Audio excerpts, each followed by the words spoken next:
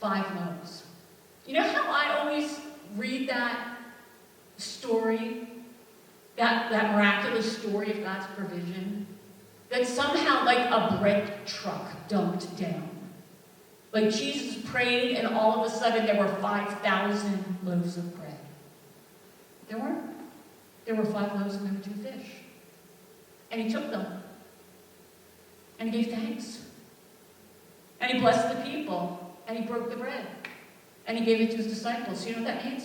He gave half of a little loaf to Peter. And he gave half of a little loaf to Andrew, right? And he gave a fish to James and John. And he said, okay, there's 5,000 men, which means probably at least 20,000 people if you count women and children, right?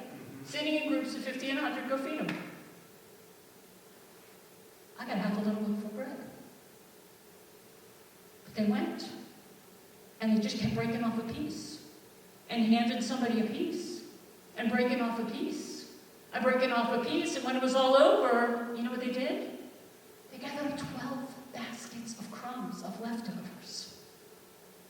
Sometimes we're sitting still waiting for this miraculous provision, right? Waiting for the Strowman truck to come dump the extra load so we're sure we have enough before we start.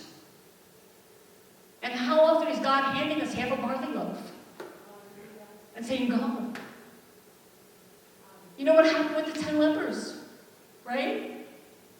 Jesus didn't put his hand on them and heal them. He said, go show yourself to the priests. And as they were going, they were healed. You know, we talk a lot about the Great Commission that Jesus gave, right? Go, therefore, and make disciples. You know, the real better tense of that verb is as you're going. Having gone, make disciples. Make disciples, you know? Which means when you're setting out to do that and when you're just taking a walk, be ready to make disciples. Baptizing in the name of the Father and the Son and the Holy Spirit and teaching them to obey everything I've commanded you. And what?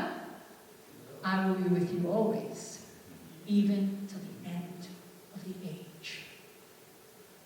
I think so often we are exhausted and we're frustrated and we're tired because we're living through really hard circumstances of life in our own strength. And we all do it. Again, we're laying down any sense of guilt, any sense of shame, because God cannot heal us.